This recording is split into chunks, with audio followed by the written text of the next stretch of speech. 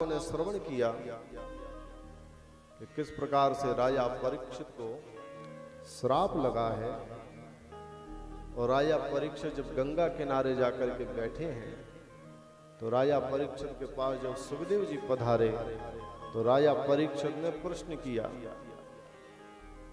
अतः प्रक्षामि संसिद्धिं योगिनां परमं गुरुं पुरुषस्येह यत् कार्यं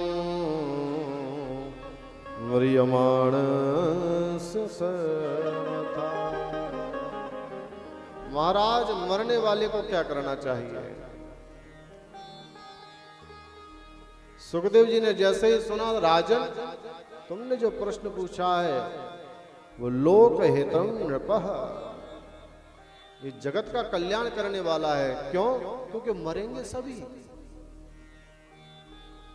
आया है सो जाएगा, राजा रंक फकीर कोई सिंहासन चढ़ चला, कोई बंधा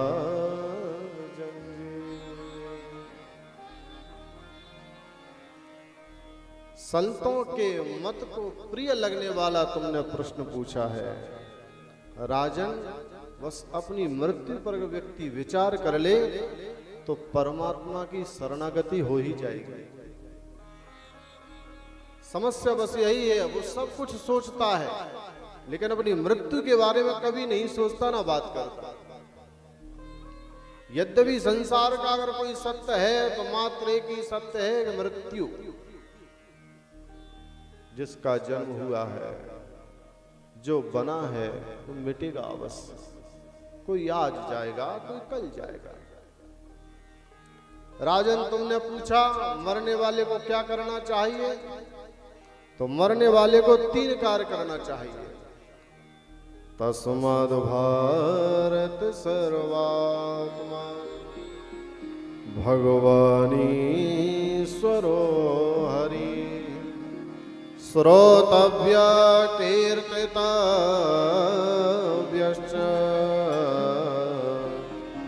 स्मर्तश्च वेक्षता भयम्। 3 कार्य बताए। कौन कौन से? श्रोतव्य, कीर्तितव्य, स्मर्त। सबसे पहला सुनना चाहिए। क्या सुनना चाहिए? बोले भगवान की लीलाएं सुनो।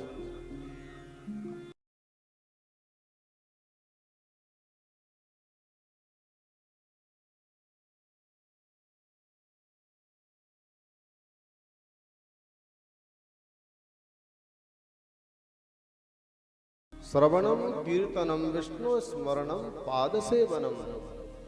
प्रथम भगते तन कर संग, प्रथम भगते तन कर संग, दूसर रते मम कथा प्रसंग, दूसर मम कथा प्रसंग।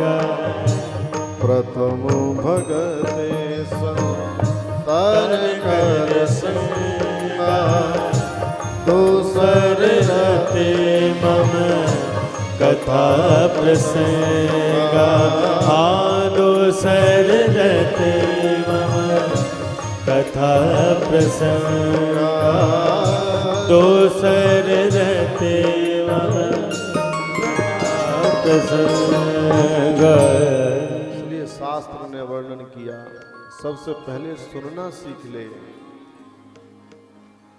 प्रभु की कथाओं में मन लगाना सीख ले।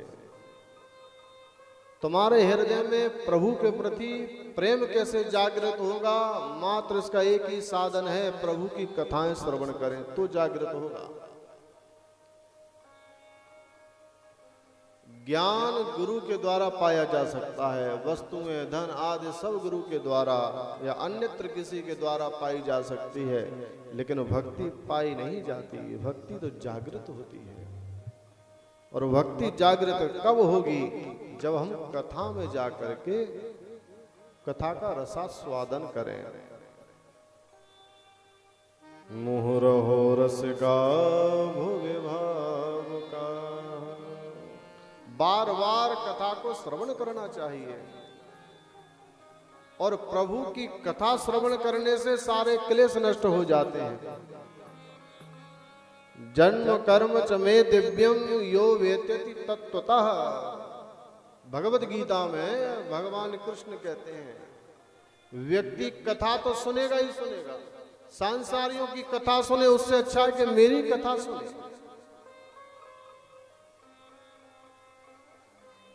क्योंकि मेरा जन्म और जो कर्म है वो दिव्य है, उसे श्रवण करने से कल्याण होगा। सांसारियों की कथा को श्रवण करने से मात्र क्लेश होगा, आसक्ति बढ़ेगी, निरासक्ति नहीं हो सकती। और हम सुनते ही हैं जिसके पास और क्या चल रहा है, अब फिर वो अपनी कथा सुना रहा है। फिर उसने पूछा आपका क्या चल रहा है, फिर हमने अपनी कथा सुनाई। तो उन कथाओं को सुनने से आसक्ति बढ़ती है और प्रभु की कथा को सुनने से प्रभु के प्रति प्रेम जागृत हो जाता है। श्रोतव्य कीर्तितव्यश्च स्मर्तव्य जब कथा श्रवण करेगा तो फिर दूसरा कार्य करना चाहिए, क्या? कीर्तन करना चाहिए प्रभु का।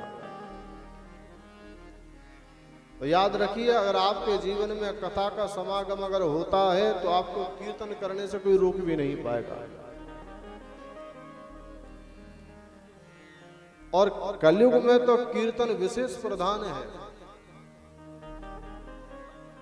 रामचरितमानस में तुलसीदास जी लिखते हैं कलयुग केवल नाम आधारा। कलयुग केवल नाम आधारा। सुमिर सुमिर नर उतरई पारा। हाँ सुमिर सुमिर नर उतरई पारा। कलयुग केवल नाम आधारा। सुमिर सुमिर नर उतरई पारा। सुमिर सुमिर नर उतरई पारा। इसलिए भगवान की कथाओं को श्रवण करना चाहिए, क्योंकि उन्हें श्रवण करते करते हृदय में कीर्तन भी जागृत हो जाता है, कीर्तन में मन लगता है। और कलयुग में तो विशेष रूप से कीर्तन का ही फल कहा गया है। कलयुग में मात्र एक ही गुण है, प्रभु का नाम गान करना। उसके बाद स्मरण करे, बैठ करके ध्यान में प्रभु का चिंतन करना चाहिए। श्वास श्वास पर कृष्ण भज, वृथा श्वास जन खोय। ना जाने या श्वास की आवन हो या ना हो। इसलिए हर परिस्थिति में उठते बैठते सोते जागते खाते पीते प्रभु का नाम स्मरण करते रहना चाहिए। कर से कर्म करो विधि नाना, मन राखहु जहां कृपा निधाना।